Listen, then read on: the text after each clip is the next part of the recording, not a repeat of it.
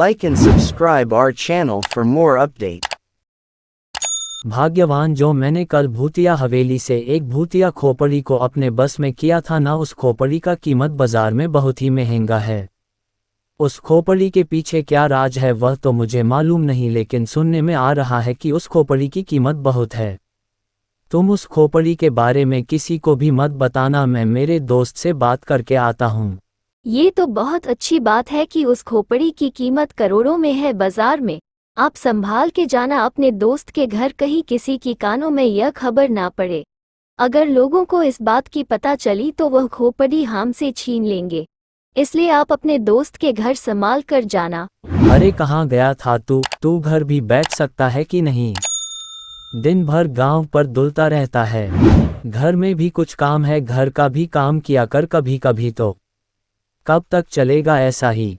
अब बड़ा भी हो गया है, तेरी काम करने के भी उम्र हो चुकी है, तू फिर भी बच्चों की तरह गांव पर दुलता रहता है। अगर मेरा बस चले तो मैं तुम्हें इस घर से निकाल दूंगा। अरे पिताजी ऐसा मत कहिए ना मुझे। पिताजी मैं रोज घर का काम कर रहा होता हूँ, लेकिन आप देखते ही कहाँ हो, और फिर कहते हो निकम्मा कामचोर।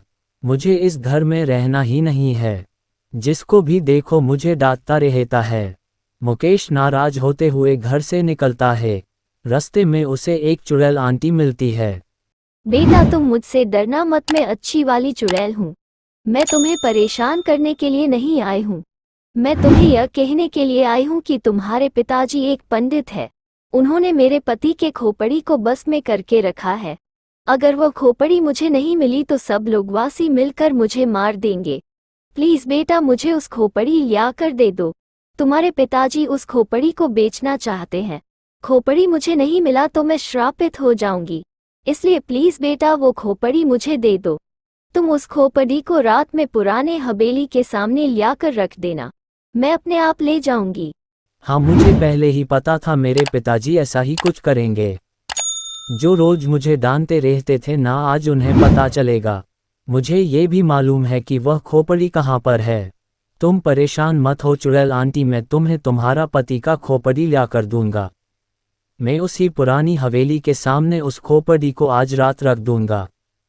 तुम परेशान मत हो चुड़ैल आंटी, अब मैं चलता हूँ।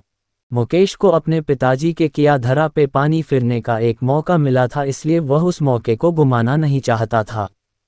दूसरे और पंडित उस खोपड़ी के बारे में बताने के लिए अपने दोस्त के घर निकलता है।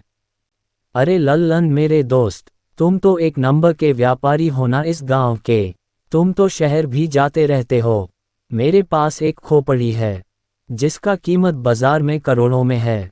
अगर तुम उस खोपड़ी को बेच पाए तो मैं तुम्हें कुछ हिस्से देने के लिए तैयार हूँ, लेकिन इस काम को हमें बहुत सावधानी से करना होगा। किसी को भी कानो कान खबर होने नहीं चाहिए। हाँ मुझे मालूम था पंडित, ओ खोपड़ी तुम्हारे पास ही होगा। अच्छा हुआ कि तुमने समय पर ही कह दिया, नहीं तो मैं आज रात तुम्हारे घर से उस खोपड़ी को चुराने वाला था। तुमने हिस्सेदारी की भी बात की है, इसलिए मुझे बहुत अच्छा लगा। तुम परेशान मत हो पंडित, मैं उस खोपड़ी को बहुत अच्छे दाम में बेच दूंगा। अब तुम घर जा सकते हो पंडित।